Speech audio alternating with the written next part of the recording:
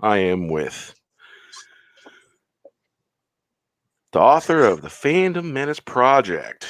Introduce yourself, Stephen. What's going on, everybody? Author Stephen Walton here. Good to see you. Thanks for having me on, Bear. Hey, not a problem.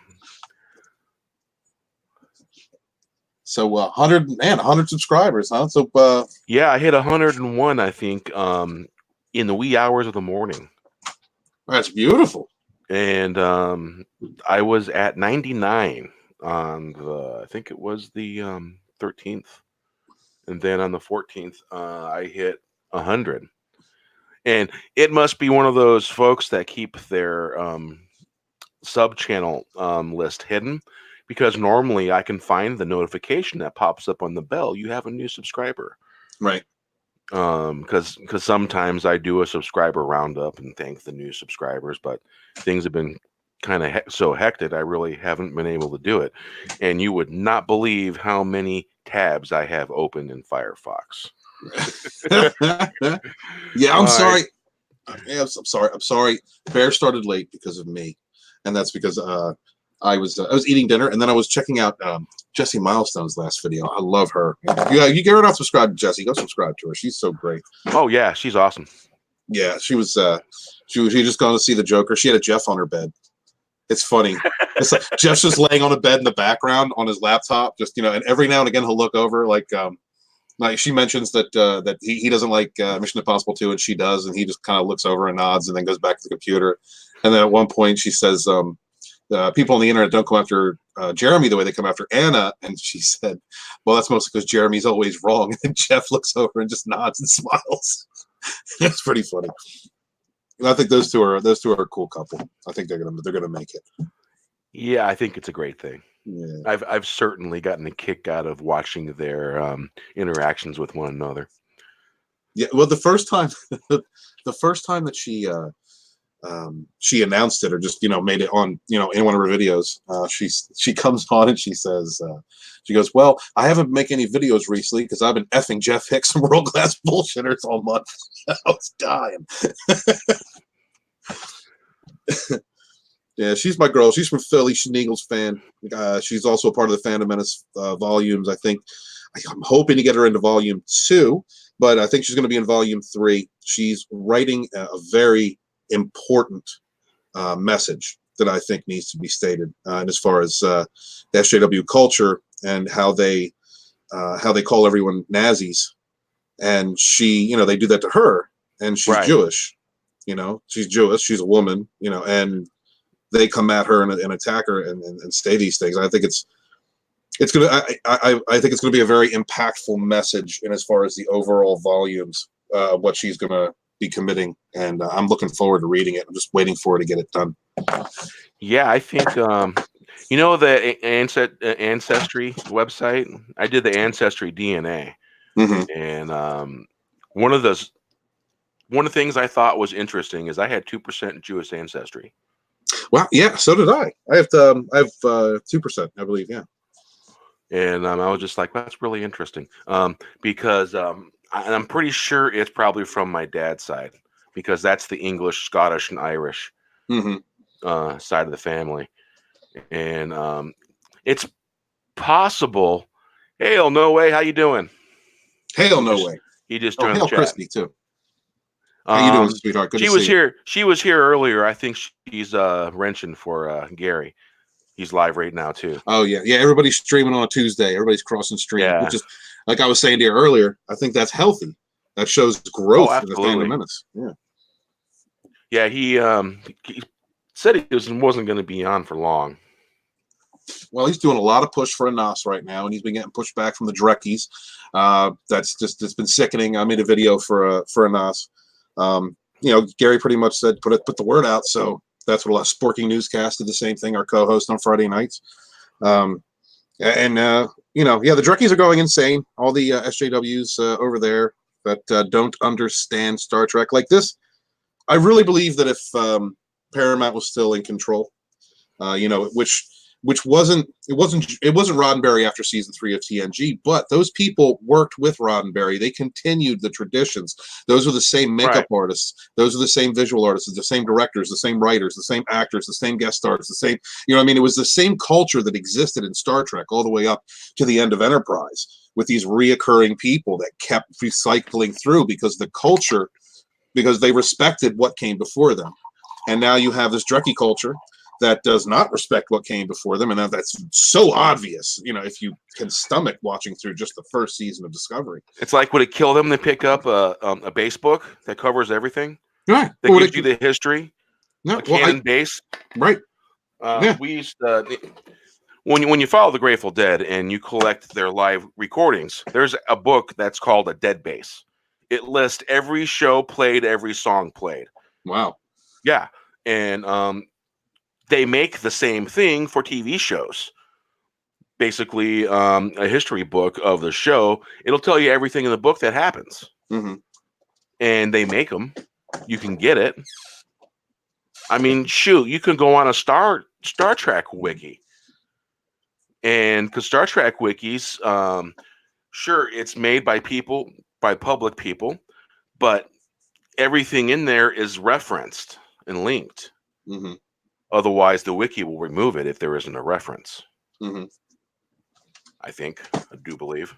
Well, you would hope. Wiki's kind of a strange website because you can go. When I was doing research for Gamergate, I went onto the wiki to take a look at it, and it was very slanted toward the narrative, not the facts. It was just like when I was researching the Access Media sites and the mainstream media sites and looking at the clips and things, they ran with the same narrative in Gamergate, which was, this isn't about ethics and journalism and about a game developer sleeping with 5 different people, including her married boss, to get good game reviews. It was about sexism and white people and entertainment and all, and misogyny. And that was the narrative. So if you go to the wiki for Gamergate and for Zoe Quinn, that's what they push. Some people say it was about ethics and journalism, but what it was really about was misogyny in the gaming industry. So wiki's one of those things you can get some facts from it, but realize that you're walking into kind of a liberal stronghold. Yeah. Jeremy at the Quartering has talked a lot about a lot of those people that are in Gamergate and the games, software writing, and story writing, and I mean it's huge. Mm-hmm. It's huge. And, it was very. It's something that it's like it blows my mind. Mm-hmm. It really does. Yeah, it was very, very difficult to condense it into one chapter. Very difficult. I had to mainly stay within August of 2014 when the Zoe post came out and the Death of the Gamers articles and things like that. And I strayed a little bit out just to give an example and more context of different statements made by people in digital media and Silicon Valley that clearly shows you that they're not only do they have a bias, but they are pushing people out that do not have their bias. So it was very difficult to condense down, but I managed to do it with Mike's help. I was able to get that done. Yeah, all this stuff, it really feels familiar. It's like, are we ever going to escape the stuff that we experienced in school and stuff? I have no idea. These yeah, go ahead. I'm sorry. It's like these childish romper room antic and games that people from school and high school never grew out of. They brought it with them to college. Then they developed it into a mentality. Well, I think the problem, yeah. Can't we get away from it? I mean, I'd like to. I think the problem is, I think we're both in the same boat. I'm a 90s liberal, and Same here. Yeah, and I see what happened. I remember the good old days when we were fighting the Christian conservatives, in the 80s and the 90s. Like, those are the good old days. That's when I knew who my enemies were. And now I find myself aligned with many conservative voices. Not that I have a problem with that, because I think that while members in the conservative and the Republican side, and then there are liberal Republicans, but I think the people on the Republican side have kind of evolved in their, in their belief in liberty. Liberty for all. Like they're not so much shaming people. There's still those elements out there, but they're not so much shaming people for being gay and whatnot anymore. They just kind of were like, okay, well, everybody's allowed to do what they want to do.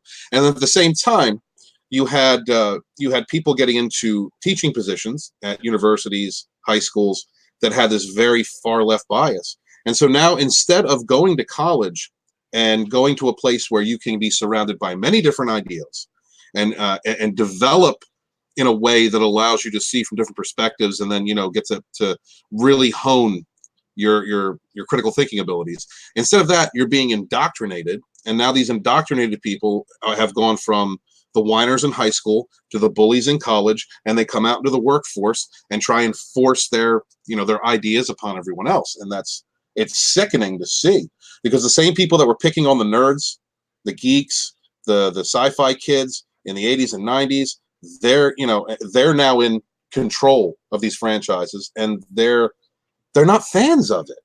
And they're the same bullies that we had to deal with when we were kids. The bullies that I was stuffing in lockers in middle school are the ones now controlling our franchises that we love.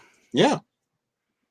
Yeah, I mean, because the bullies that you're talking about, me and 3 of my friends, we took care of bullies. There weren't hardly any bullies in my middle school when I was in 8th grade. Nice. There was hardly any. And I don't like bullies. I got diagnosed early as having severe ADHD. Basically, study material don't stick, but story material does.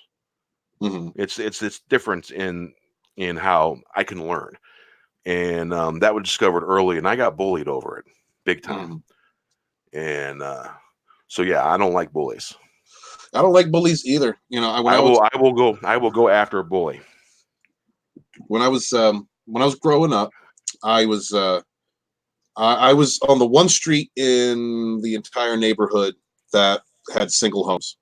So I was already kind of looked at as like the rich kid, but it really wasn't. Like, my dad had an accident, a really bad accident that put him in the hospital, put him out of work. It was not his fault. He got a good settlement. We were able to get a decent house. We were able to have those things because of what my father went through. And then he went back to work afterwards when he could.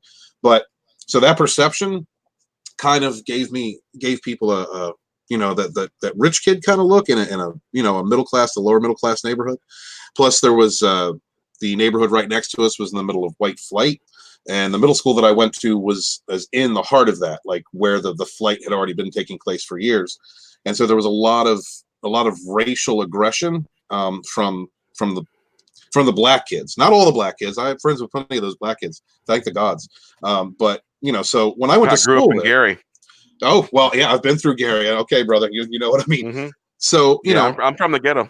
Yeah. So I went to middle school in what was becoming the ghetto at the time.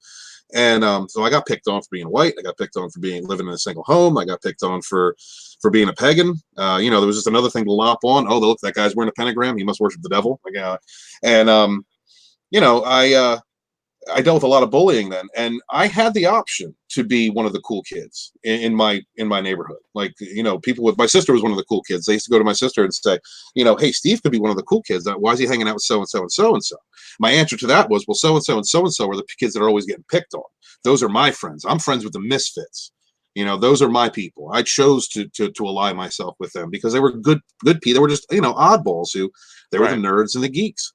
And so those were my people. They were honest, they were good friends to me. And, I took some lumps and got beat up a few times for it, but you know what? F them. Yeah, I'd rather have them than a bunch of yo boys, beating me up because I'm not putting my hat on backwards and going, yo, yo, yo. I'm not doing that. I'm just not doing it. Man, the only time that when I was a kid growing up that we put our hats on backwards is we're going up the bat and gonna hit the ball. Well, yeah, that's why my hat went backwards, right? Because as a kid playing ball, right. Hey, it was odd though, because once I began to once I actually made a few friends that lived on the other side of the tracks, literally on the other side of the tracks. And because they befriended me, good kids. I love I'm still friends of mine to this day. The black kids kind of backed off because the older brother of the brothers he was a tough SOB, like wasn't nobody messing with him. He was respected, and one of the things that I think people who grow up in white neighborhoods don't understand as a cultural difference is that in a black neighborhood, if you stick up for yourself, if you're loud and proud, if you present yourself as a strong personality, they respect that. They may come after you, they may come up against you, but that's only a kind of like a tribalistic show of strength or challenge of strength. But that's it. That's a respected quality. So once I learned that, and those guys had taken me in, I had changed a little bit of my personality. I actually, my speech pattern did change a little bit. And actually, there was at one point in my life, I had to learn how to speak white again. I had to learn how to speak what I called newscaster white.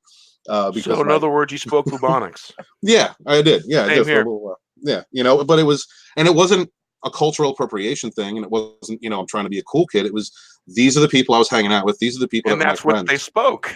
Right, and that's what they said. So that changed me, and yeah, I was lucky enough to come out of that part of my life. I had, a racist father. I've had racist uncles.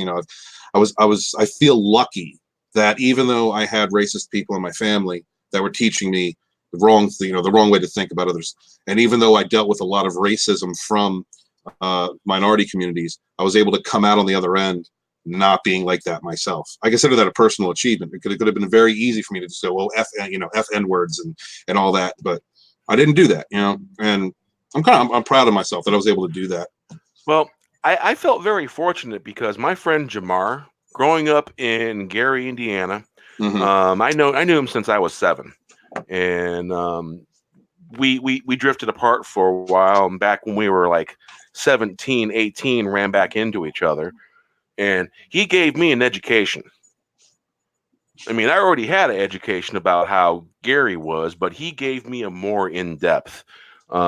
He told me what black people were like in Gary and all that, and who this was and who that was, and what the BS was.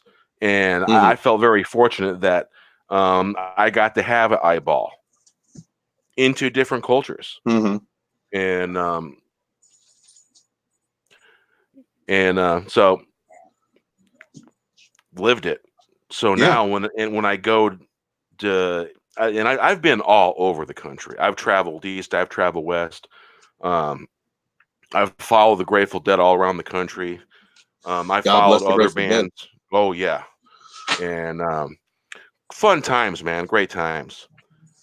And so I've had the chance to talk with all kinds of people from all kinds of walks, and I've noticed that people that are basically from the ghetto, when they start talking to each other, they can recognize that.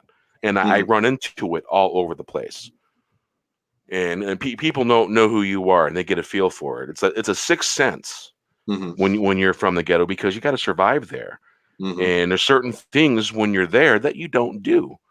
When driving down the road, you don't look out the window at the person next to you and stare at them. In Gary, that's a good way to get shot. Yeah. Yeah. And you said you're from the East Coast? Yeah, I grew up just south of Philly in a little town called Colwyn. I think it's the only town in the country that's named that. And my dad was from Heidelberg. Heidelberg. Yeah, it's right next to it's close to it's like a suburb of Pittsburgh. Oh, okay. Yeah. He lived close to the Allegheny River. Okay. I think the Allegheny River. Yeah. And he's from there. And I lived in North Kingstown, Rhode Island for about 4 months. Really? Yeah. And so whenever I'm irritated, I sound like I have an East Coast accent. And people ask me all the time, are you from New England? Are you from the East Coast? And I'm like, no, I lived there for 4 months. That was enough. And I've lived I lived in California when I was a kid, when I was 10, lived in Sacramento. and been different places, talk with different people. Yeah, that's awesome. Whenever I'm drinking, I don't really drink that much anymore. But whenever I drink, if I get upset, I change colors. I don't. I don't know what it is. I don't know what it is. I go back to that time in my life, and I'll start speaking black, I guess, ebonics, whatever. Yep. And another thing, my mothers. I have two sets of parents. I have my dad, my stepmom, and I have my mom's. And they live out, and they moved out to Arizona. And when I went out to visit Arizona 2 years ago, I was culture shocked at how nice people were. It's so different, that area of the country. I went Where around was that at? Peoria State. Oh, Arizona. Arizona. Okay, I thought you said Arizona. Yeah, I went to Arizona. I got to visit Tombstone, which I always want to do because I love the legend of Tombstone and Wyatt Earp and all that. So I got to visit there, and I went up a little bit north into the country, the state. I can't remember the name of it. It's a lot of trees and hills, and it was just beautiful. My mom wants me to move out to the desert, but I just can't move out to the desert. I just can't do it. It's not. I need green. Well, I've got a Utah experience, and I spent some time in the desert, and it was fun. It was fun.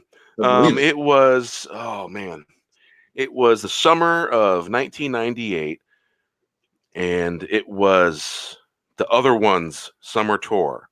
Mm-hmm. It was the first time that all the boys got together to play as the Other Ones, not the Grateful Dead. And I think it was the Other Ones, man. 98 was a long time ago, and it was, yeah. And so I was following them cross country, and I got known as the guy who traded a Ford Escort for a little golden nugget. They're like, "Did you really trade a car for a nugget?" I'm like, yes and no, because the car was dying, so I just abandoned it and said, "Do what you will." Right. I signed the title over to the person, and on I went. Right. I mean, because getting to the next show was all that mattered. Mm-hmm. All that mattered. Yeah, brother. And I know. It's one of those freeing experiences. Mm-hmm. So when I got out to Shoreline, ran into a bunch of friends and all that, hung out, and then the people that I was with, he was I knew he was carrying something. It wasn't acid or hallucinogen like that or mushrooms. Mm-hmm. It was peyote. Mm. He was a road man. And I felt it. I could pick up on it, and I knew that he had something. So when we got to his friends that he introduced me to in Loa, the place that we worked at was a high impact place for kids, last chance program in the mountains in Loa. And so I was in there was about 100 miles southwest of there in Cedar, I think it's Cedar City, Utah. And just outside of town, I met some of his friends, and I just got off the tour, the Other Ones tour. Yeah. And I had some magic squares. So we all went and seen Lucy in the Sky with Diamonds that night, and had real fun. And I had real beer in Utah. Mm-hmm. It's a damn good thing I didn't get caught or pulled over with that beer, because I would have got arrested for bootlegging. Really? Yeah, because certain beers you can't take across the Arkansas-Texas state line. I didn't know that. And they have a low beer law in the beer there is like reduced in Utah. I hear they got rid of it because I think Mary Ashmead's from Utah, and I think she said in one of the comments that they got rid of the low strength beer in Utah. Yeah. But I had real beer. I had Guinness. I had Bass. I had Sierra Nevada Pale Ale. And I had like 3 or 4 cases of each when I got there, because I was selling beer, making money off of beer on tour. Right. And so spent the night in the desert watching the stars, literally. Nice. It was a cool moment for sure. And then I got to go up into the mountains. Mm-hmm. After we got it's a 48-hour impact training. And we had to go through because I would have ended up having a job there. And man, the owner of that place took an instant dislike to me. And I'm like, what the hell's your problem? All these other people look like hippies too. Right. I don't think he liked the fact that I practice my ancestors' ways. Mm-hmm. Walk the red road. I don't think he liked it. Wow. I was I was young and I was very vocal about it. Mm-hmm. And most people that walk the red road, they just say a little here and there, talk about it every now and then. Mm-hmm. And so basically went on this trip, and man, I think at about 11,000 feet altitude, I started getting altitude sickness. Really? And we were dropping water with iodine pills. I had a reaction to the iodine. So shit. I almost died up there. Damn. And then I swear to God, I was praying to Tankashila the whole time. I was asking every ancestor that ever was to walk for me because I was so sick. Wow. Oh, man, I was so sick. And by the time we got to going, we were going 2 days later. There's another story that's in here that happened, but I got to tell you that one in private. That's not for public use. It's a very spiritual one, and I can't talk about that one. Mm-hmm. But I can talk about the end part. There was this trail going up this hill, and it was like 2 football fields long, and it was almost a 90-degree angle up. Ooh. Yeah, and it was a little trail that was switchbacking up along this little stream, and I'm really glad that little stream was there because we were getting nice, cool air off that stream. Yeah, and by the time that we got up to where, and our guide, he was Yaqui Nation, native. Nice. And he took my pulse after we got done walking up that hill. His eyes got big and looked at me. He's like, "Why ain't you stroking?" My pulse was 153. Oh my God. Yeah, he looked at me, and I looked straight back at him because I'm in prayer. Mm-hmm. And I'm in trouble. And I'm sick. Mm-hmm. And I've been praying the whole time. And and my look I gave him scared him. He was really freaked out by it. Wow. Because he goes, you should be stroking. You shouldn't be alive right now. Blessed be. Wow. Mm-hmm. So yeah, that was my experience up on that mountain. And the highest altitude I think was 14,000 that we got to. I think over that actually. But 14,000 was the highest I remember. So yeah, that was a journey. Go ahead. What I'm interested. What does walking the red road mean? Well, it's a native way. Mm-hmm. Basically, and every tribe has got their own way. Everyone is a little different. They have their own thing that they do, but we pretty much all believe in Creator. And walking the red road isn't a straight line. It's hills, switchbacks, and if you're not experiencing hardships and problems along the way, you're not walking the red road. Right. It's the way you handle those hardships and walking the red road with ease and grace. Beautiful. That's pretty much how it is. And being humble. Right. Being humble and helping those that you can help. That's wonderful, man. That's beautiful. I like that philosophy. My parents were deadheads. I've been to a couple Dead concerts in Philly. Never really traveled, but I remember that they would bring back travelers to the house and let them stay there before they moved on to the next show. And I remember meeting a lot of different people that way. And all of them were nice. Yeah, they're all nice. And, it's just like every group. Sometimes you have a few bad apples here and there. Mm-hmm. You know, Yeah, people are people. They're going to do what humans do. that is the truth.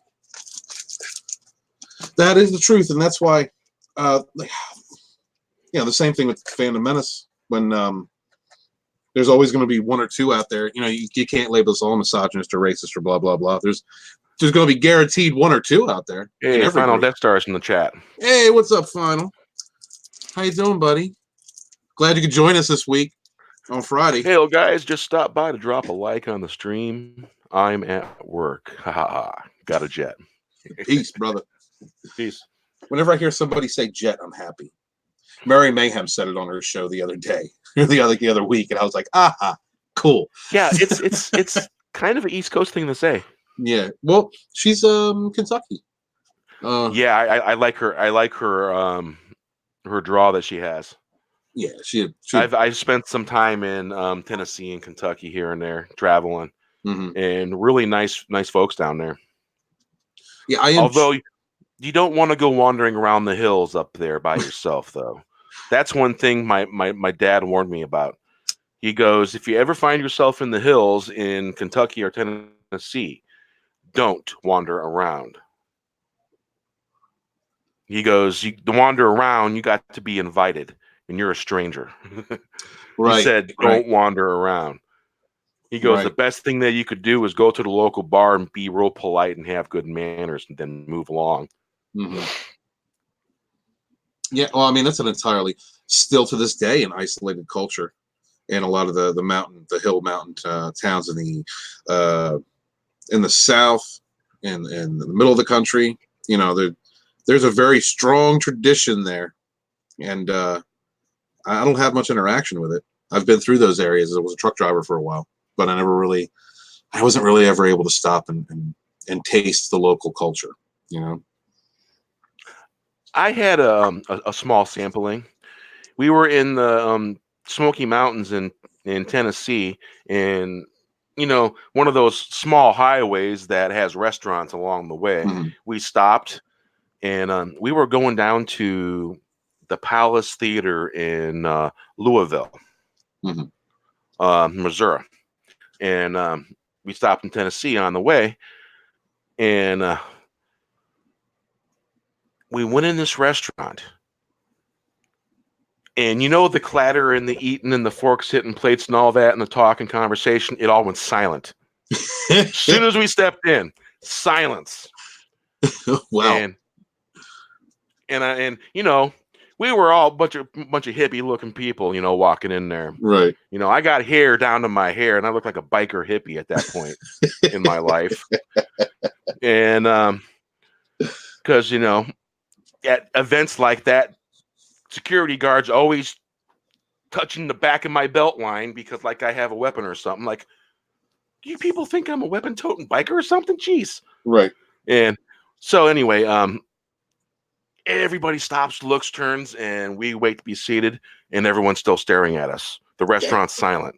Wow. And we're being stared at. Yeah.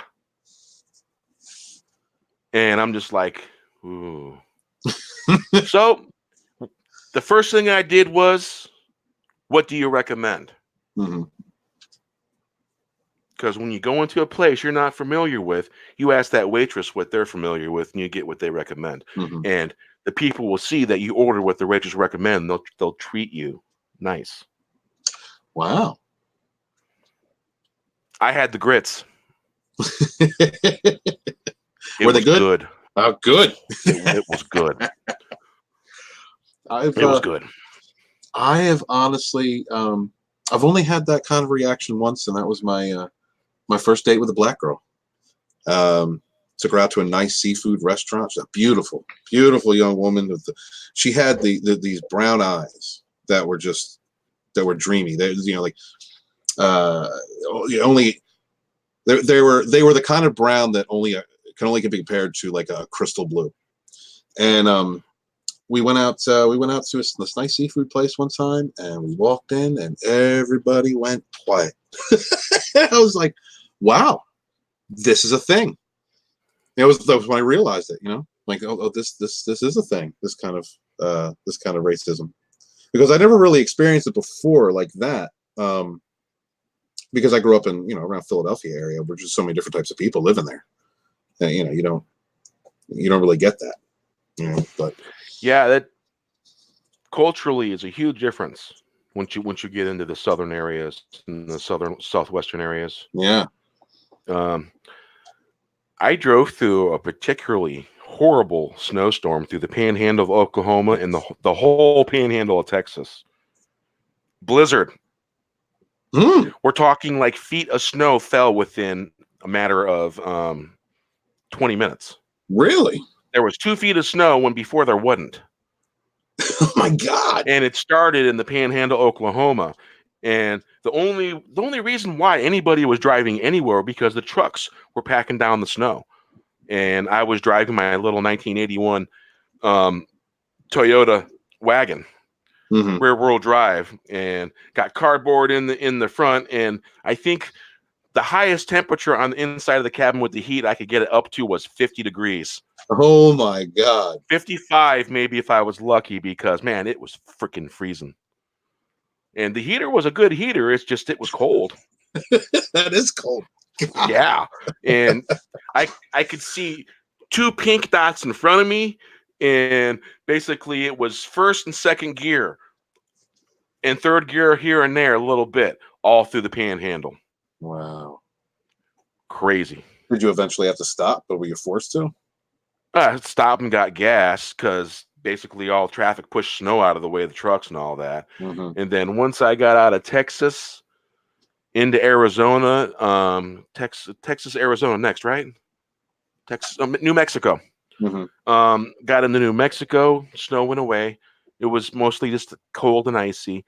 And then New Mexico state trooper just before the Arizona state line waving everybody off the highway. And I stop and I ask the guy, hey, what's going on? He goes, there's a fatality up ahead, really bad accident, multi collision. He goes, it's going to be a while. The highway's closed. And so basically what happened was someone hit black ice on a bridge. Because just before that, I was because the speed limit there was 75. So I was doing about 75, 80. And when I went over the bridge, my tail end did a little ching, ching. And I'm like, wow. You know that little quick ass end movement and then you straighten out? Yeah. Well, when that happens at 75 mile an hour, 80 mile an hour, that's alarming as get out. Yes. And so after that, it's like I backed off the speed because I had a feeling that cold river of something went up my spine. And I was like, okay, time to slow down. And no sooner that I seen that state trooper directing everyone off the highway. And they had a state trooper posted at the truck stop. That way he could let us know when we can get back on the highway, because everybody was stuck there at the truck stop. Highway was closed down. Man, we were there for about 5-6 hours. I hope those people are all right. Yeah. That's hitting ice is no joke. I was in a 96 Camaro going on 95 in Pennsylvania when we hit black ice. And then the very next second, it wasn't even a warning. It was just ice. And now we're doing 360s on the highway. Here, oncoming traffic, oncoming traffic, oncoming traffic. It was just like that. And hit the guardrail. Thankfully, there's a rail there right next to a Boeing plant there in Tinicum. And smacked it. And thankfully, we didn't go over. We just hit the guardrail. Car went up a little bit, came back down, and that was it. We stopped. I think one of my boys is being funny. Yeah. I think that might be my 10-year-old, although sometimes my 6-year-old gets a hold of my wife's phone and he'll stick it under the door and something is playing. Normally when I'm working on a vid, I'm like, where's that freaking echo coming from? And I'm just like, what? And I took my headset off to see what I could hear, and I was like, what? Looked at my phone, the screen's off. I'm just like, I looked at the live window on fire. Yeah. Why don't you talk to everybody real quick? Sure, no problem. I'm going to open the door and check it. So let's see. Well, let me go back over here and see who's on chat because I get to. Heather Heath, are you almost done? I don't know if we're almost done, Heather. What's up, No Way? You still in here, buddy? It's good to see you. Glad to see Final Stop through. I want you guys to know, Bear really appreciates. Really appreciates you. I've been in the chats with Bear, in Doomcock's chat, Nerdrotic chat, and seen him all over the place for a year. Like me, this is one of the guys that was supporting the voices of the Phantom Menace when they first started, when they first began. This is the first group of people that we. This was like the first group of friends that I made in those chats, and now we're out here making content, trying to make channels, and I know that Bear, just like me, just like Sporking, just like Final, we are so happy that for every subscriber that we get, and we're trying the best that we can to put out the best content that we get, and remember, subscribe to your favorite YouTubers, share, like, do everything that you can to help out the algorithm, because it's really hard for us as independent creators to get the message out there with YouTube suppressing independence while promoting, companies that don't need that kind of promotion, that have the money to advertise themselves, like Disney or CBS. We really appreciate all of you. Thank you very much. All my love to all the subscribers. Hail to that. Hail. My son is my 10-year-old is listening, and he was shoving the phone under the door. That's where the echo was coming from. And Mrs. Bear is in the audience. Oh, that's Mrs. Bear. I wasn't sure who Heather was. Hail, yeah. Mrs. Bear. Asking if I'm almost done, because I basically put my foot down and said no internet usage while I'm live. Don't want to experience no lag. Of course, I'm not using a cam or anything like that. Yeah, well, I know the same thing. I got a house full of people that I'm living with right now, and everybody uses the Wi-Fi. So I said, to hell with it. Got myself a 100-foot network cable and plugged it right into the router. You got to do that. Yeah. I have a 15-foot Ethernet cable somewhere, but yeah, I'm. It's probably going to come down to me getting a router put up here, or I'm going to put the router up here so I can run a cable. Yeah, I mean, you've got to do what you got to do. And I'd like to give a. Let's see if I can find it here. Photos. Here's photos. I'm not going to be able to bring it up, but there is a type of cable that I've been using in these projects. Usually when you do IT projects, when you get contracted to change a store over or something like that, you get they send you materials if you don't have to get it, if you don't have to buy it yourself. And let's see, hold on, where's it at? Oh God, I can't see it. Can't find it. Damn, I don't know the name of the cable. But anyway, we took one of these cables. My friend's exhaust system fell down. Like one of the hanger, two of the hangers broke. It was a very old van, very old work van, and two of the hangers broke, and this exhaust system was hanging down, and it was it was just awful. So we took this network cable, this 15-foot network cable, and we wrapped it up and put it on there. Now we work a very busy life. We go from project to project to project, and so you can easily lose track of something. So he lost track of the fact that he needed to get hangers, for his exhaust system, new hangers. And 3 weeks later, I asked him. I said, "You still got that network cable on there?" And he was like, "What? Oh my God, I do." And we looked underneath, and don't you know, this plastic coated network cable was, with like 6 tiny strands in there, was holding this thing up and was still holding it strong. So I'm going to make sure, I'm going to try and find the name of that company, but that is a damn good network cable. Yeah. It should not be performing that task. Not exactly facilitated in the way it should have been, but hey, it worked. Yes, it did. Yeah, true. Like little funny things like that. I like to, let people know, hey, this is a good product, because honestly, that thing is meant to go into a contained space in a network rack. Sometimes they have air conditioning, sometimes they don't. Like just for the electronics themselves, and they basically plug from one end to another end. Patch panel to a switch, and that's all that they do for however long it's going to be there. 5-10 years, however long it's going to be. and it's not built for something like that. That kind of a heavy duty fix, and so I was impressed by that. You know? Also, Dove Men's Care. I'm going to shill these guys as long as I can shill them. And I'll tell you why I'm shilling Dove's Men Care, because I've never given a damn about those type of products. But in the midst of all these different companies, since Gillette, actually, this is what caught my attention. Since Gillette went all woke and was telling all us men that we're horrible human beings and all this, dumb shit, Dove's Men Care started putting out commercials that were in support of men, in support of firefighters, EMTs, talking about single fathers or fathers themselves fighting for creating a petition for advertising a petition for paternity leave for men. Even though women definitely, they're bearing the child. That is the garden that grows the seed, and that is a hardship that women have to go through, and it can be lethal to them to bear children. I think that's an amazing process of life, and one of the reasons that we should love the creation of woman in that respect, because that's a hell of a lot of endurance and pain that they go through to bring life into the world.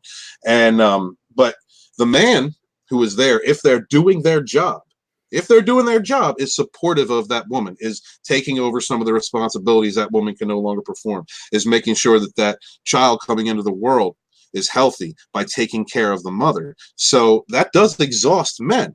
It does. It puts a toll on us too. So I was really happy that Dove Men's Care was was putting out that petition to have men get paid paternity leave, because the women, when they get done giving birth, they need help too. Like the father's job is never done, just like the mother's job is never done. So the company that does that kind of thing, I am full on behind. I have now switched. I've switched my hair care products to Dove Men Care, and they'll always get my business as long as they treat the customer right. Wow, yeah, I don't particularly watch a lot of live broadcast TV, and because that's where most of the commercials are at. Yeah, and I haven't had Hulu in a little while because I put it on standby, and so I haven't really seen any. And honestly, I haven't seen YouTube, because normally you'll see little ads here and there, and on Gary's live stream, Star Trek Picard was the ad. You know what I've been seeing a lot on Geeks and Gamers? Mitch McConnell. I've been getting Mitch McConnell ads on Geeks and Gamers. But CBS putting their ads on Phantom Menace channels. Yeah. That is funny. That is so funny. I've gotten it on Mecha Random too. There's one that's really good though. It's a men's product. It's Jeremy Hambley, the Quartering. I think he's getting sponsored by them, and he's been doing some ads for them too on his shows. But it's men's products. It's like ball wipes and ball deodorizer and like shaving for those essential areas and stuff like that. It's funny, and the ads they do are great. They're just, they know that they're selling a product that people are going to go, oh my God, what is this? So they cater to that audience, and they make all their ads very humorous, and I like that. I can't say I haven't bought anything from them yet. But it's strange the type of ads that a lot of the channels are getting. And when we get I'm waiting to see a Star Wars ad for 9 on one of the Phantom Menace channels. That's what I'm waiting to see. That would be interesting. Yeah, I want to see that. Hail sport. Hey, I hope your kids get better and feeling better, and you stay strong and better yourself. Got to take care of those 2 kids. Huh? Absolutely. Be a dad. In 2 hours of sleep, you're sounding like me, man. Yeah, what are you doing, dude? Go to bed. What are you doing on YouTube? Hey, I did a last week. I did a 30-hour run. I made 5 videos in those 30 hours. Whew. Man, I'm telling you. The YouTube grind. I think maybe there might have been a few cat naps in between rendering. Man. Because it takes when I'm rendering it depends on how big the video is. Mm-hmm. It'll take an hour to render sometimes. Yeah. If it's 20 minutes, it'll take 45 minutes or less to render. And I need to sleep at that point. Hail Orvil Nation! Thank you for showing up. Hey, hail Orvil Nation! Yeah, Sporking. Yeah, man. Hey, gang. Hey, it's good to see you guys here. Thanks for coming. Thanks for stopping by. So, being that I'm green pretty much with StreamYards, the little squares on the bottom of the window here. Mm-hmm. Do I have the third one over selected? Okay. I don't even know if that's correct because guess what? It's not labeled. No, it's not labeled. No, I sent you a screenshot, not labeled. And for some reason, I'm still in beta. Oh, I'm on beta too. Oh, okay. Yeah, beta is the free version. You can buy to get the alpha version, which I'm going to do. As soon as I'm, making some money on YouTube, I will put money into it. So I'm doing the most that I can with the free software. Thankfully, Jeremy Griggs hooked me up by letting me know that to use OBS, which I just did on my video for today, and I really like it. So I'm still getting used to making stuff on that. I've actually live streamed twice with OBS. Oh, have you? Yeah, my first 3 times though, I didn't know I was live streaming. Oh wow, really? Yep, straight up. First 3 times. I was going through the video list in Studio, and I clicked the live, and I'm like, "What's this? I got 3 live streams." I'm like, what? And then I think someone commented on one of the other live streams. I'm like, huh? I don't remember doing a live stream. It's crazy. So this is like 1, 2, 3, 4, 5, 6. This is the 7th live stream I've done. And it was just one of those. And so the next 3 after that were on purpose because I was testing out OBS. And I was also testing out Streamlabs OBS. Man, Streamlabs OBS is complicated. That program makes my head hurt. Wow. Because sometimes with trying to figure things out, I got a learning curve that can bite me sometimes. Oh, I know all about that, buddy. I know all about that. Let me see. There's something I wanted to read, but I'm still trying to learn how to work. This. It's not application window. Sorry. There was a video today about a leak that Sheev put up. Yeah, I watched that. Oh, you watched that? Yeah. What did you think about the? I think Sheev wasn't the only one that shared it. I think I saw a couple different people that shared it. Yeah, I'm pretty sure Ichibaka covered it too.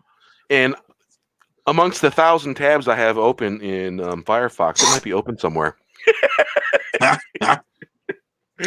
this. Yeah, I mean, it all sounds right to me. I mean, I'm not there, and just the way that Disney Lucasfilm is, this could be kind of trying to cover for JJ a little bit, but with everything JJ did with Trek and what he's about to do, oh man, are you a fan of the DCEU? The DC Extended Universe? Yeah. As in the TV cinematic stuff? universe. Yeah, the cinematic universe. Yeah, I like it. I like it. I like the TV shows. I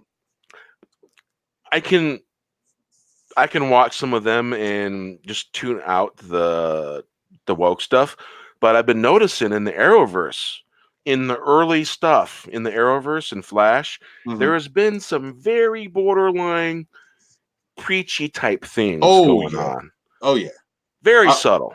Yeah, I love Flash. Flash to me, for the most part, has tried to keep that crap out of it.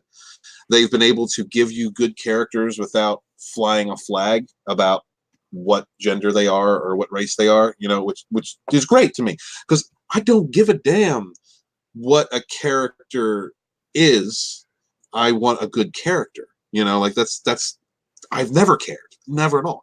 So, you know, the one thing that bothers the living hell out of me, and I understand it's in the comics, is the whenever they say Iris's name, they say Ira West Allen. All right, enough with the hyphen. Enough with the hyphen. If she's married to the guy, her name is Iris Allen. It's like yeah, we get it. Hyphenated names started in the 90s. Yeah. That bugs me every time. Believe it or not, they weren't really hyphenated names in Mexico, but my great grandfather was Bustos Garcia. Jose Bustos Garcia. Okay. My grandfather's father. Mm-hmm. And Bustos, no hyphen, Garcia. That was the last name. Right. And it's kind of like the term Don, Don in front of Spanish names, very kind of a similar effect. Isn't it part of the culture in that area of the world to have like for my culture we have first, middle, last. Isn't it like, don't they have several names, like several middle names? Or yes, yeah, for and what is it? That's a part of lineage? A lineage, yeah. It's like I forget my his middle name, but Bustos wasn't his middle name. It was part of his last name, and it wasn't hyphenated, just the way it was. And I think it's a holdover from Spain, because you know that basically natives in Mexico were conquered by Spanish conquistadors. Oh, there was genocide and chemical and germ warfare. It was well, my people alone, the Aztec people, one of my ancestry, where Mexico City is now, there was a city there called Tenochtitlan. Yes, sir. And its translation is place of the prickly peared cactus. And they had a population of 250,000. And it was a little island that they had built up with floating gardens surrounding the island. Beautiful. And there's still floating gardens in Mexico. You can go places and still see that. That really? comes from Aztec and Mayan culture is where that comes from. Yeah. And so when conquistadors came, when Cortez came, that's the name of the leader of the conquistadors that came there. First, they conquered the Mayans, who were our enemies, and then they joined them to fight us. And by the time they were done, out of a population of 250,000, only 10,000 were left. Jeez. Of the 12 tribes of the Aztec, otherwise known as the Mexica people. And Mexica is the real pronunciation of Mexico. With an A. Yes, with an A. Thank you, brother. I never knew that. Well, unless people know about their cultural heritage in Mexico, they don't know. I've always been interested in ancient cultures due to being a pagan. You know, I first started my research with Celtic peoples and Druidism, and then moved into like generally Gaelic, Germanic. Then I moved into Middle Eastern, and then eventually I settled on South American, Central American cultures, because there's so, from my perspective of ignorance, there's so much lost history there. And the more that I learn about that area of the world and the accomplishments that those peoples made, some of the cities that were created, like you were talking about the floating gardens, the way that they used the waterways, the way that they irrigated, the way that they there are so many accomplishments in that part of the world that we have that have been lost to history, that we're now only beginning to see through ground penetrating radar, satellite imagery. I mean, the lost cities, entire cities that have been swallowed by the jungle. I mean, I look forward to the future archaeology in that region of the world to tell us more about those cultures, where they came from. For instance, the sweet potatoes. That's an interesting thing that I found out about. The Polynesians were the ones who had sweet potatoes. And then they brought them to South America. the South American peoples, they traded with them and they took them and they began growing them there. And the way they found out, they connected the two, was because the word, I can't remember the word, but the word that's used by the people that began growing them in the South or Central Americas was the same word that the Polynesians use for that vegetable. Really? I thought, yeah, so that shows you that 1,000+ years ago, there was trade. There was trade going across the Pacific, all the way into from the Americas to that part of the world. You know, the islands of the Polynesia, and like there's things like that. You know, cocaine residue. I can't remember the name of the mummy. God, I wish I could remember these names. I'm terrible with names. Yeah, I am too. But I remember hearing about that. Yeah, you know, cocaine residue inside of a mummy in Egypt. You know, like there's a lot of I guess maybe I go a little bit into what you would call conspiracy theory or you know whatever. Absolutely. But fascinating stuff. Yes, fascinating stuff. There is, first off, I believe that that human civilization had risen to a certain extent before the last ice age, and it's already been proven that the climate changed very suddenly and in a destructive way. There were 2 great floods in our history, and one was 13,500 years ago, and one was 11,500 years ago. And so, if you look at it as human beings, mostly we live around water because it's a source of food, it's a source of travel and trade. And if you had many of the civilizations that were growing at that time, if prehistoric, as we would say, civilizations before the last ice age, that were basically destroyed in a great flood, meteor strike that possibly hit the North American ice sheet, which created the deluge around the world. And then all of a sudden civilization starts building back up during the Younger Dryas for that 1,500 years of good weather and things, and then it happens again. Then we have another great deluge. And then civilization doesn't really pick back up until we start getting recorded history out of like Babylon, the Iraq and Iran region of the world, Mesopotamia, and but still we have Göbekli Tepe, which has just been uncovered in Turkey, which is a city that had art, had sculpting. These are people that had trade. They had some type of industry, and that's 11,500 years ago. That's been dated to. There's so many different connections, little tiny pieces, little tiny connections in different parts of the world, like the city that's submerged off the coast of Japan. There's so much lost to history. There's so much that we lose. I don't like the arrogance of today's science and archaeology and thinking that the current Western culture is the best that it's ever been. Maybe technologically speaking, on our technological track. Yeah, their attitudes are stopping discoveries. Yes, they're absolutely. Their attitudes are stopping discoveries that have been found in basically the Smithsonian. Number one has been behind killing discoveries, deep sixing them, mothballing them in basements. Yeah, and some of them have to do with native cultures. It's like giants being found in North America. Yes, on native lands. Yes, I think the Kennewick man was like 8 feet tall or something like that. Yeah, is that right? Yeah, like 8 or 7. 8. I know it was incredible. It was an incredible height compared to normal. Yeah, and it was in Washington State. Like these in Kennewick, Washington. I think it was Kennewick, Washington, is where they found it at. Mm-hmm. The construction side of the Army. What do they call that? The Corps of Army Engineers. Okay, yeah. They destroyed that land and that cave and covered it over with boulders and rock. Oh my God. Yep. Because you're getting into Native American politics. Well, the specifically Bureau of Indian Affairs politics, because basically the federal government says, hey, here's your native card. This gives you certain rights to this or that.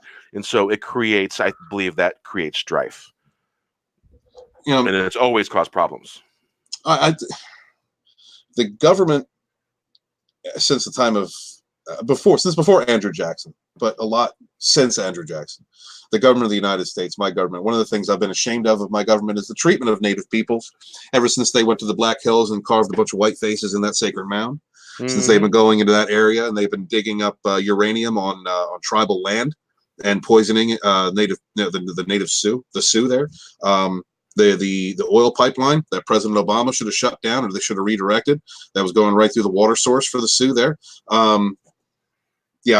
We could talk about that anytime, man. That's one of the things that I as a person who, as a pagan man, who has gone back and looked at the history of different pagan tribes in Europe, my ancestors, and how they have been treated, and how they've been basically killed, their religious monuments taken, absorbed, their traditions taken, absorbed, and then the people that abscond these things claim that it's theirs to begin with, or what they can't claim, they call it the devil, or they call it illegal.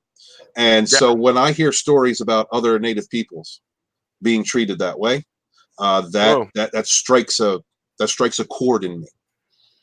I mean, I'm not trying to be offended on someone else's behalf, but as a rational person, I think I can look at the events that have come down, that I believe are heinous to other cultures, and be upset about that. Hey, No Way Neophobic says, guys, I gotta leave you. It's 3:30 a.m. over here. Damn. Yeah, go to sleep, Nia. Some, what is that? Snore? Yeah, snore. Gonna saw some logs and snoring. Yeah. Thank you for coming, No Way. Love you, brother. Yeah, thanks for hanging. Yeah, I made a video and I threw a shout out to him because because he's got that website. You write articles on that website. Why don't you mention that a little bit? Yeah, No Way and I have 1 second. Chaos website? Chaos? Yeah, chaoscentral.com. No Way and I, we kind of talked before, but we really started getting close when I started writing some articles for Chaos Central, which I haven't done a lot of lately because I'm working on the book, and thankfully those guys are understanding. It's run by Chris Knight and Sean Stackhouse, The Real Review 3000. And a lot of good writers over there, international writers. We got people that are over in Asia right now that write for the website. No Way is an editor for that site as well as a contributor, and so I've been working with him a lot, and he's been patient with me and trying to help me get my articles up. He polishes them up sometimes for me real nice. We finally got another person over there to edit for us, and they're doing a great job. But yeah, unfortunately, I haven't been able to do much because work, building a YouTube channel, getting ready for the final edits of the book. I've got a lot of things going on right now. I'm hoping to switch up jobs here soon so that I'm actually working from home as a dispatcher, and if that happens, it'll help kind of free up this monopoly that that I have right now. And plus I have to make sure it'll give you time to render videos and stuff. It'll give me time to render videos. It'll give me time to do some writing while I'm in between just checking people in and out and stuff. Well, shoot, the pre-rendering stuff can be a long process. Mm-hmm. Well, when it comes to me rendering, I've got everything set up. I don't really have to add or move effects because I've already got it set up the way I like it, and it saves a lot of time. It can be monotonous, as well. Immortal Coil. I don't know if you've met him. He's another smaller up and coming channel. Yeah, sounds familiar. I'm probably subbed to him. Immortal Coil. He's a very spiritual dude. He has his channel. He does some videos called Savage Spirituality. Very cool. Upper northwest kind of. That's where he lives. And he wants to do a conspiracy, aliens, mystery, spirituality, kind of like an exozone type show. And we've been talking about that for a minute. Sporking, I noticed he just said he wanted to do something like that. So why don't the four of us talk about doing something? Maybe doing a show like that when we all have the time. Yeah. That'd be a great. So I don't mind. I will sit all day and talk about ancient Civ and mysteries and aliens and all. I'd love that. Yeah. I'd love to do that. And I remember you mentioning having a Celtic background. Yeah. My dad's side. My great grandfather was in the Gordon Highland Brigade. Wow. And his brothers and his father. My great-great-grandfather was also in the Gordon Highland Brigade. Wow. Born in the Highlands of Scotland. And I'm the second generation outside of Scotland. Oh wow! Because my great grandfather, he was in the Gordon Highland Brigade. He fought in all those wars from World War I to World War II. Mm-hmm. He came here on a visa to train U.S. infantrymen because he was a Gordon Highlander. Mm-hmm. What is the best infantry in the history of the world? The Highland Brigade. Mm-hmm.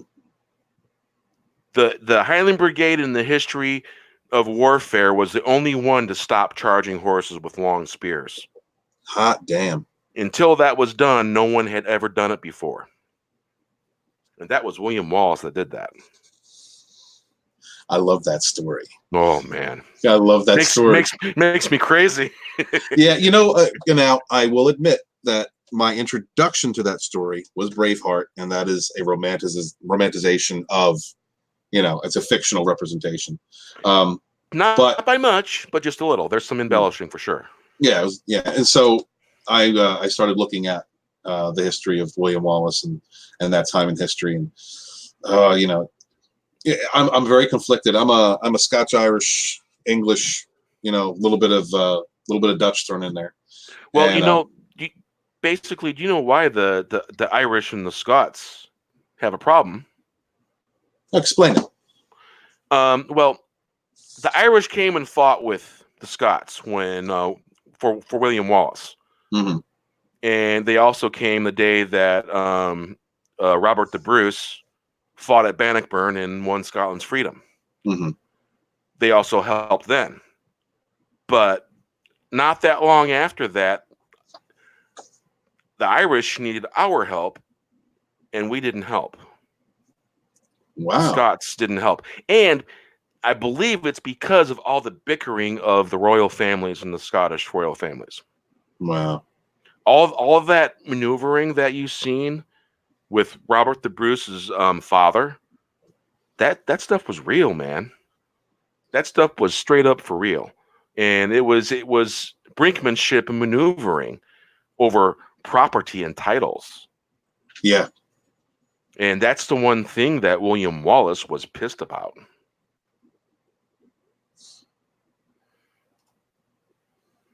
I love history.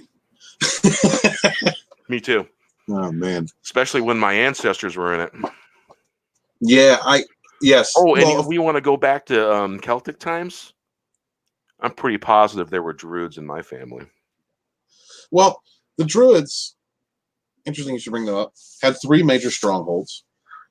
They had one in Gaul, and they had one at the Isle of Man, and they had one north of that. I can't remember where exactly it was, but it was after the time of the Picts. And the Romans, they came right in. I mean, they took out Gaul in their conquest of Europe. They destroyed the Gaulish Druids, and then they tried their first invasion of Britain, was when they ran into the true power, something that a lot of historians don't talk about, which is the power of Old Avalon, the Lady of the Lake. And the women of that culture were fanatical, when it came They were fanatical. They fought alongside the men. They fought alongside the men, and it freaked the Romans out to see women bare-breasted, bearing knives and body paint, ready and those were my ancestors. Yeah, brother, me too. And they painted their bodies with blue mud and fought naked. Yeah. I mean, just and then that completely destabilized. The one thing that could always go up against the fine military machine.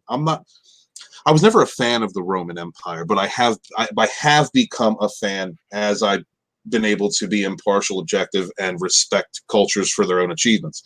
But that fine military machine that was the Roman Empire, the one thing that could break their back were barbarians. The story of Boadicea.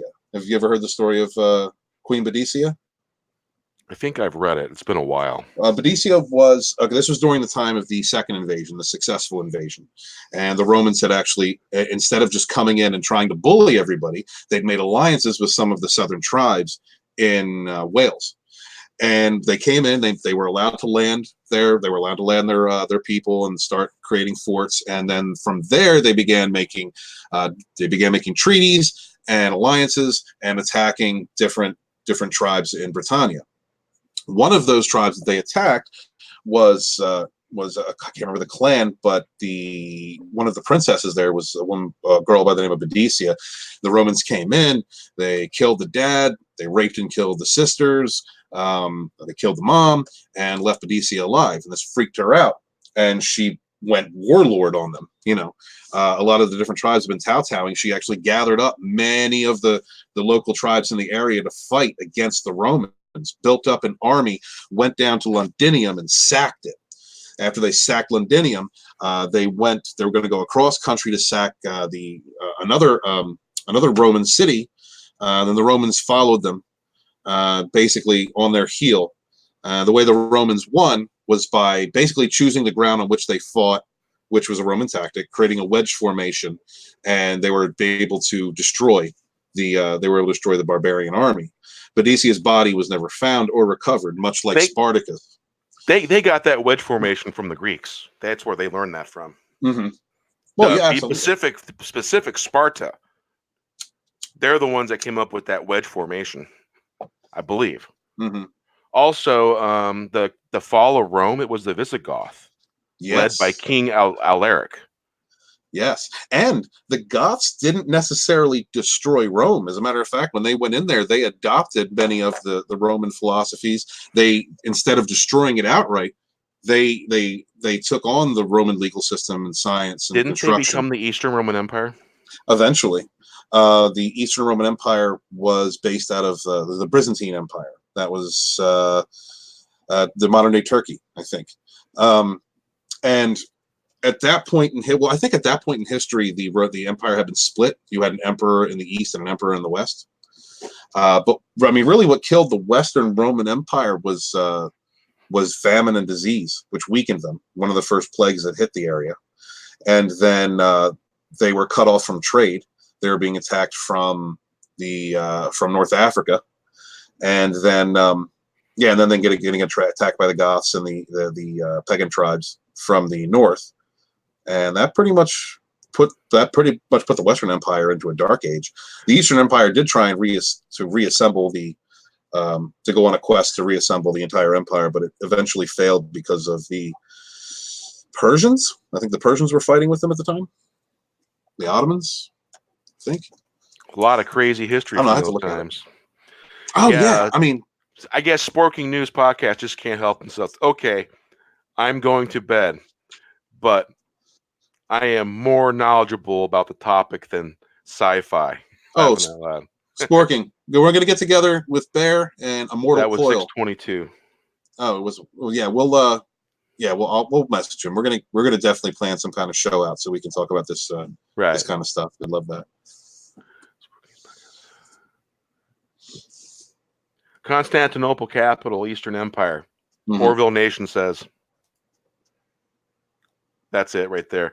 Yeah. Eastern Empire. Wasn't it the Eastern Roman Empire? Orvil Nation? Well, they were Roman, but I think they eventually they called themselves the Byzantine. The Byzantine Empire? Yeah. Yeah, I was literally, when I was in 6th grade, I didn't learn how to read until 6th grade. All of a sudden, the freaking light bulb turned on. I had an awesome English teacher. She's what I would call one of those very strict English teachers who, when you misbehave in her class, you were made to kneel on pencils. Mm. Yeah, she did not mess around. So we behaved in her class because we all took a turn kneeling on 3 pencils underneath our knees. Oh wow. Yeah, she didn't mess around. It doesn't sound like it. And all of us in class, we had permission slips from parents for swats for Mr. Hines. So yeah, we didn't mess around, and she knew everyone in there. damn near the whole school had permissions. And have you ever seen those sorority boards? The huge ones? Yeah. Yeah. Mr. Hines used a sorority board to give you swats with. Oh. Yeah. And you could hear that swat all the way at the end of the hallway. See, that's education. Mm-hmm. You're going to pay attention in class. Oh, yeah. But me and my three friends that I spoke about, we had Mr. Hines appreciation. We pretty much were allowed to do anything we wanted because of the fact that we kept the bully population in check. Mm-hmm. And honestly, we kind of enjoyed bullying the bullies because we didn't like what they were doing to those ones that couldn't defend themselves. Yeah. Dig it. Absolutely. Absolutely, man. And you hope in the end, as you get older, I guess you would hope that they would learn their lesson. Oh, Sporking News Podcast, still here laughing out loud. No, going to sleep.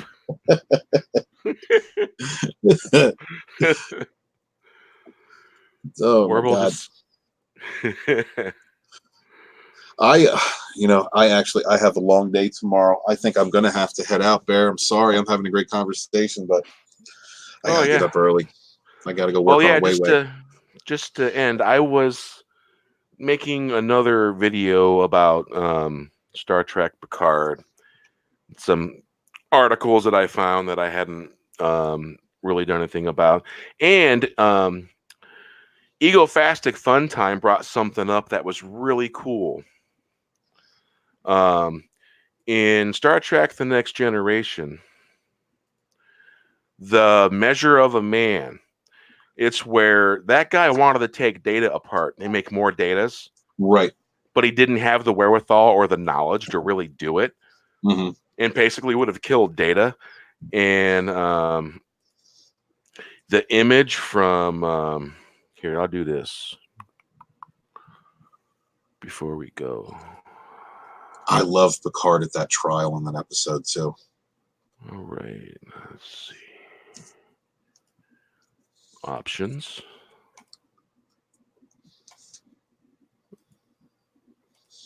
I think I'm going to be able to do something very clever. All right, there we go. There it is. Now on the forehead, I changed the thumbnail. Mm-hmm. Let's see. Let's do this.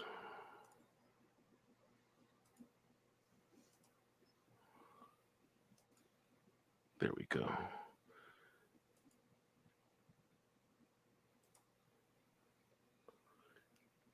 All right, I'm green. I'm trying to share the screen. Share screen. Hey, infinity window.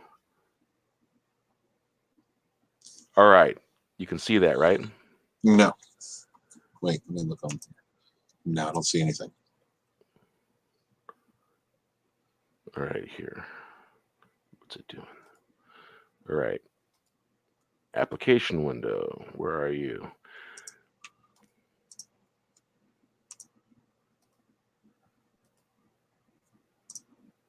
It might be under. Do you have Firefox tab? Yeah, Streamyards don't work in Firefox for me. Okay. I'm using Google Chrome, and it shows me. There we go.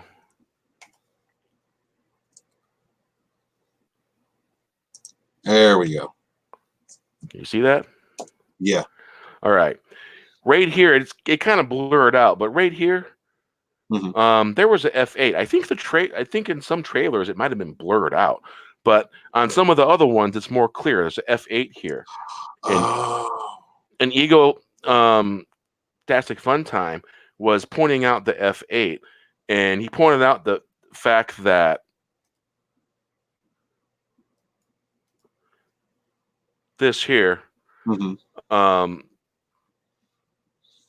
Basically, so I went and rewatched the episode, and the way the episode's put together, it's just a really good storyline. Yeah. And basically, it was when all the meat and potatoes and the gears and the wheels of Data was revealed as a character and all that, and what he was willing to tolerate and not tolerate. I thought it was a defining moment for Data.